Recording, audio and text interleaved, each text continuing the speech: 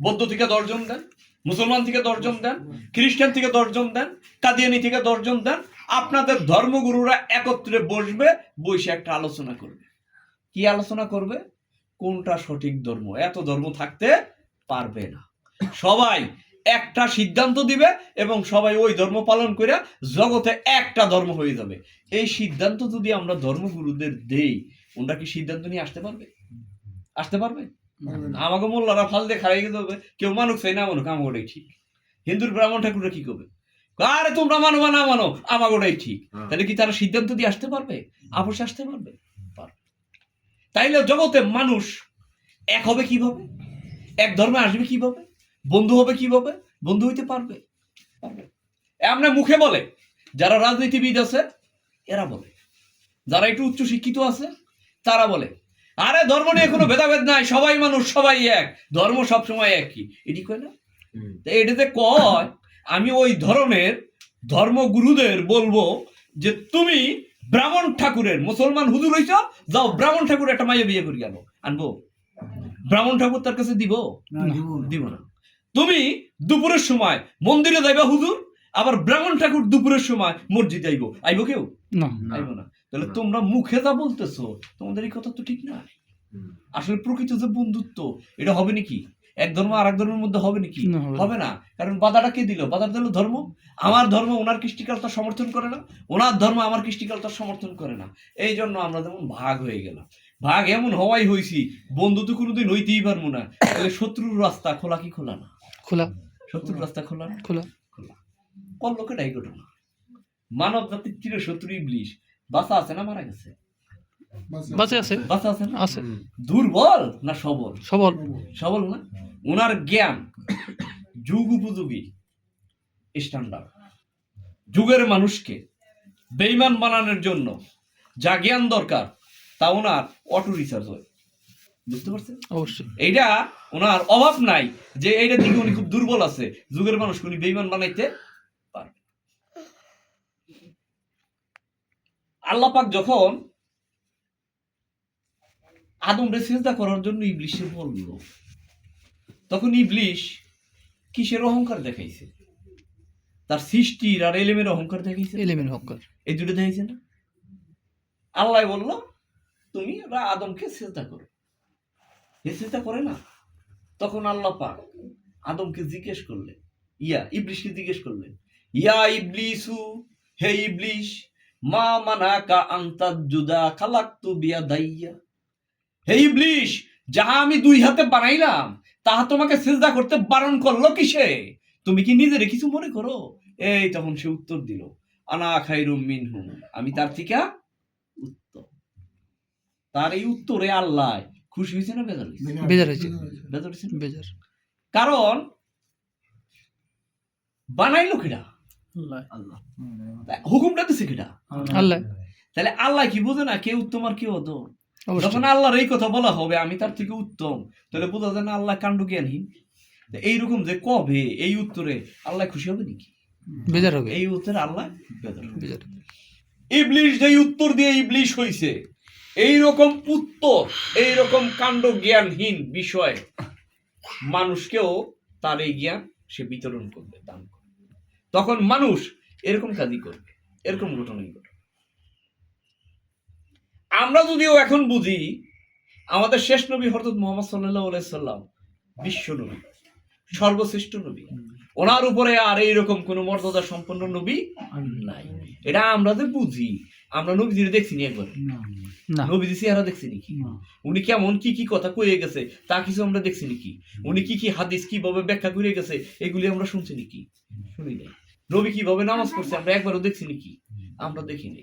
এখন আমরা ১৫০০ বছর পরে আই আমরা দেখতেছি উনি বিশ্ব নবী, শ্রেষ্ঠ নবী। আর ওনার যুগে ওনারে সবচাইতে ভালো দেখছে কেডা? ওনার চাচা ভালো দেখছে না? যেই চাচা ওনার লালন পালন করলো ভালো দেখছে, দেখে নাই। যে চাচায় তার বাতিদের দেখিয়া নবী দেখছে নাকি? তার চাচায় নবী দেখছে নাকি? আমার বাতিদের নবী এটা দেখছে নাকি? এটা দেখে না। আবুল আহাব, উমাইয়া ওই সময় সম্মানিত লোক না? সমাজের সম্মানিত ব্যক্তি। হ্যাঁ, এই সম্মানিত লোকেরা কি দেখলো? মুহাম্মদ সাল্লাল্লাহু আলাইহি ওয়াসাল্লামের নবী দেখছে নাকি? নবী দেখেনি। তারা দেখছে মুহাম্মদ তো নবী হইতে পারে না, প্রশ্নই ওঠে না। নবী হইতে হইলে মিনিমাম তার কিতাবের জ্ঞান তো থাকা দরকারি। এটা কারা দেখছে? ওই যে ইবলিস যেমন দেখছে যে আমি তার চাইতে উত্তম, ওইটি কি মন দেখলো? একই জিনিস দেখলো না? ইব্রাহিম আলাইহিস সালামের সহিফা কিতাবের জ্ঞান ছাড়া তো সে নবী হইতে পারে না। আরে মুহাম্মদ তো নিজের নামই লিখতে পারে না, মিম হে মিম দাল মুহাম্মদ, তাহলে হে আবার নবী হয় কি করে? কথা বুঝতে পারতেছেন? অবশ্যই। তাহলে তারা যে দেখলো, কি দিয়ে দেখলো? তারা দেখছে ইবলিস যেই চোখ দিয়ে দেখছে, ইবলিস যেই জ্ঞান দিয়া দেখছে আদম রে, ঠিক তারা একই জ্ঞান দিয়া আমাদের শেষ নবী হযরত মুহাম্মদ সাল্লাল্লাহু আলাইহি ওয়াসাল্লাম, যার কারণে তারা নবী হিসেবে মানতে পারে না। আমরা দেখিও নাই, এখন আমরা যেমন বেশি মানি। আমাদের দেশ গ্রামের কথা আর কি। আমি যারা কোনোদিন দেখি নাই সে বড়ই সুন্দরী, আর যার রান্না কোনোদিন খাই নাই সে বড়ই রাঁধুনি। আসলে হবে নাকি? হবে না। সে যত বড় রাঁধুনি হোক, আমি তো তারা দেখি নাই। তার রান্না খাইছি নাকি? সে যত সুন্দরই হোক, আমি তো তারা দেখি নাই। কথা বুঝতে পারতেছেন কিনা? তাহলে দেখছে নবী কেমন সুন্দর, দেখছে হযরত বিল্লাল। কি কর দেখছে কি দেখে নাই? দেখছে না?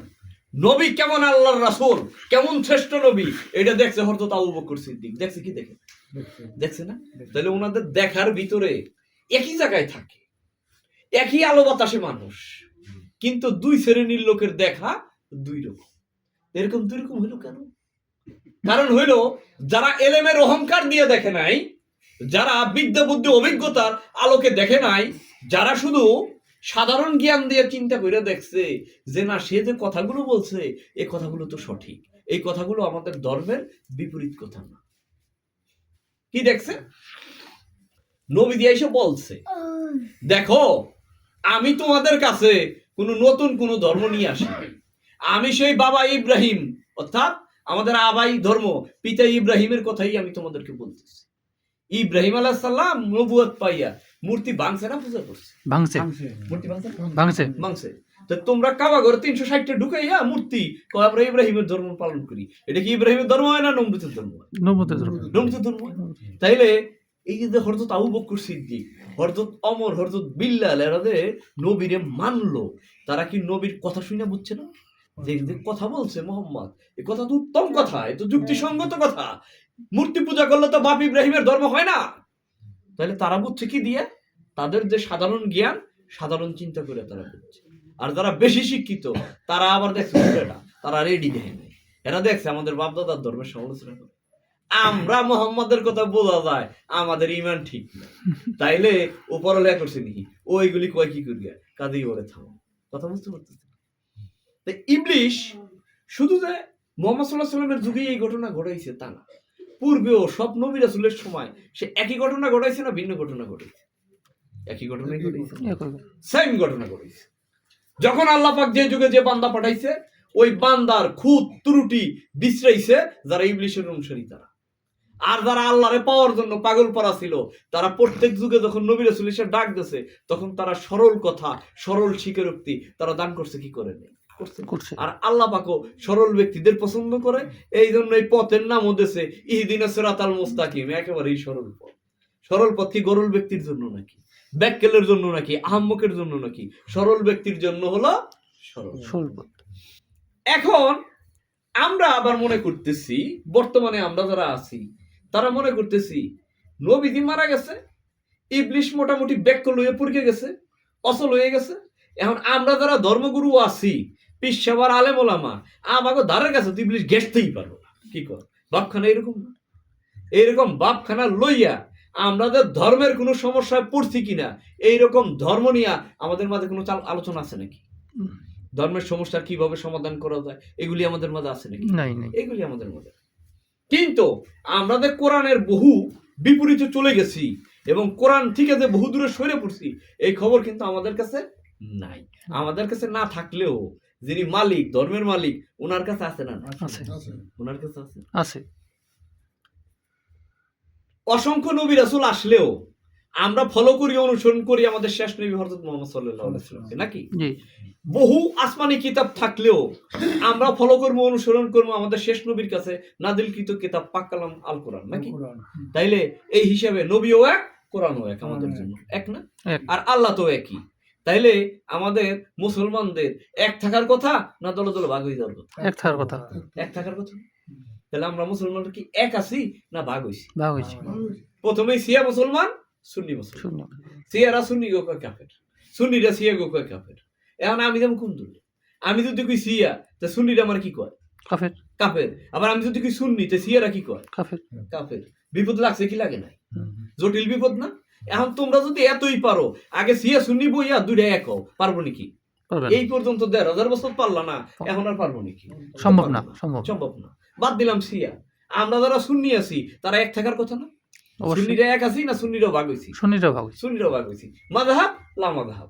এক শ্রেণীর ইমানদার কইতেছে চার মাযহাবের চার ইমামকে মানতে হবে, নাহলে তোমরা ইমানদার থাকতে পারবে না। হ্যাঁ, মাযহাব তরিকা এগুলি মানা লাগবে। আর এক শ্রেণী কইতেছে না, আমরা কোনো মাযহাব তরিকা ইমাম টিমাকে এগুলি মানি না, আমরা দেখবো কোরআন হাদিস। তাহলে এই যে মত, এই দুই শ্রেণীর এক হইলো না দুই রকম হইলো? দুই রকম। দুই রকম হইলো না? এখন যারা কইতেছে মাযহাব মানবো না, আর যে মাযহাব মানে, একজনের কাছে আরেকজন ইমানদার নাকি? না। ইমানদার। কোন দিকে যাবো? এখন যদি মাযহাব মানতে যাই, মাযহাব কি এক মাযহাব না চার মাযহাব? চার মাযহাব। চার মাযহাব। হানাফি, হাম্বলি, মালিকি, শাফি, নাকি? চার মাযহাব না? চার মাযহাব। এক মাযহাবের সাথে আরেক মাযহাবের মিল আছে নাকি? এক মাযহাবের সাথে আরেক মাযহাবের মিল। আবার মাযহাবের পরে চারটা তরিকাও আসছে। কাদরিয়া, চিশতিয়া, নকশবন্দিয়া, মুজাদ্দিদিয়া, চার তরিকা আছে না? চার তরিকা। মানে এক তরিকার লগে আরেক তরিকার বর্তমানে মিল আছে নাকি? নাই। মিল নেই। তরিকার ইমাম এবং মাযহাবের ইমামগণ এই জগৎ থেকে বহু আগে চলে গেছে, কিন্তু তাদের সিলসিলা নিয়া বর্তমানে বাংলাদেশের এক শ্রেণীর ধর্মগুরু চলে গেছে পিরালিতে। গেছে কি যায় নাই? আপনাকে পঞ্চগড়ে পীর দুই একজন আছে নাকি? পঞ্চগড় জেলায় আসেনি দুই একজন পীর? আছে, আছে, আছে না? পীর আছে না? আছে। এরকম কি খালি পঞ্চগড়ে না সারা দেশে? সারা বাংলাদেশে। সারা দেশে পীর আছে না? এরপরে বড় বড় পীর তো আছেই। কোন কোন পীরের লক্ষ লক্ষ কোটি কোটি মুরিদ আছে। আছে, না নাই? আছে, আছে। আছে না? প্রত্যেক পীর স্বামী নিজেরে আল্লাহর ওলি মনে করে কি করে না? করে। তার ভক্তরাও তার পীরেরে আল্লাহর ওলি মনে করে কি করে? করে, করে। পীর সাহেবও মনে করে আমি আল্লাহর ওলি, ভক্তরাও মনে করে অবশ্যই আমাকে হুজুরে আল্লাহর ওলি। আল্লাহর বলে ওলি। এত লোকের কাছে আহেনি। কিন্তু এরা ওলি কি ওলি না, এটা চিন্তা করার জন্য কিছু সরল জ্ঞান, সকল স্বীকারোক্তি আমাদের প্রয়োজন কি প্রয়োজন? প্রয়োজন। প্রয়োজন না? অবশ্যই। কোরআনে আল্লাহ পাক পাক কালামে বলছে এক মুসলমান আর এক মুসলমানের ভাই। বলছে কি বলে নাই? বলছে। বলছে না? বলছে। তাহলে এক পীর, এক অলি আর এক অলির ভাই হইবে না দুশমন হইব? ভাই হইব। ভাই হবে না? এখনো বর্তমানে যারা পীর সাহেবরা আছে, একজন কি আর একজনের ভাই নেই? শত্রু। শত্রু না? ডাইরেক্ট শত্রু। তাহলে দললোকেরা নবী ধরছে, নবীর সুন্নাত আঁকড়াই রাখছে না ইবলিশের সুন্নাত আঁকড়াই? এই বিশেষ শূন্য। তাহলে ইবলিশ শুইছে কি শুই না? ওই পর্যন্ত গেছে কি দেয় নাই? পীরের এই যদি শুয়ে হেলায়, তাহলে লক্ষ লক্ষ ভক্তের কি অবস্থা? ভক্তকে শুইছে কি শুয়ে নাই? শুইছে না? এইগুলো পীরে গো। আবার এই পীর শব্দের ঘৃণা করে আমাদের আর এক শ্রেণীর ধর্মগুরু, মসজিদের ইমাম সাহেব, বড় বড় ওয়াজিন বক্তা, এরা আবার পীর শব্দের বিরুদ্ধে ওয়াজ করে। আছে না নাই? আছে। আপনার মোবাইলে ইউটিউবে সার্চ দিবেন পীরগের বিরুদ্ধে ওয়াজ আলেমগণের, খালি এটুকু লিখে সার্চ দেবেন, বড় বড় আলেমের নাম আইব কি আইব? আইব, আইব না? আইব, আইব। পীরদের বিরুদ্ধে অকথ্য ভাষায় গালাগালি করতেছে, তাদেরকে বন্ড ফাসেক বলতেছে, কাফের। পীরদেরকে কাফের ফতোয়া দিতেছে। দিতেছে ডাইরেক্ট কি? ফতোয়া। দিতেছে না? দিতেছে না? এখন যারা আবার পীরগো পছন্দ করে না, হেরা আবার ভাগ হইছে শিক্ষা প্রতিষ্ঠান মাদ্রাসা নিয়ে। আলিয়া মাদ্রাসা, কওমি মাদ্রাসা। আলিয়ালারা কওমি আলাদের ঠিক মনে করে নাকি? কওমি আলারা আলিয়া আলাদেরকে ঠিক মনে করে নাকি? না। আলিয়া আলারা মনে করে তাকে ইমানদার ঠিক আছে, কওমি আলারা মনে করে আর তোরা তো ইমানদারই না, আমাদের ঠিক আছে। তার মানুষ যাইবে কোন দিকে? আলিয়াতে গেলেও বিপদ, কওমি আলার খারাপ কয়, কমিতে গেলেও বিপদ, আলিয়া আলার খারাপ কয়। বুঝলাম, একটাই তো যেমন লাগবো তাই আলিয়াই তাই।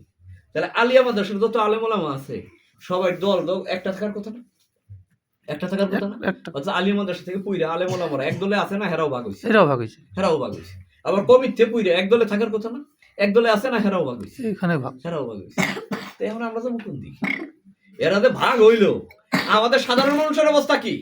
সাধারণ মানুষের অবস্থা হইল যে স্রোতের বাঁকের মুখে যদি কচুরি পানার যদি একটা ধাপ পড়ে, ওটা কি একসাথে থাকবো না টুকরো টুকরো হয়ে যাবে?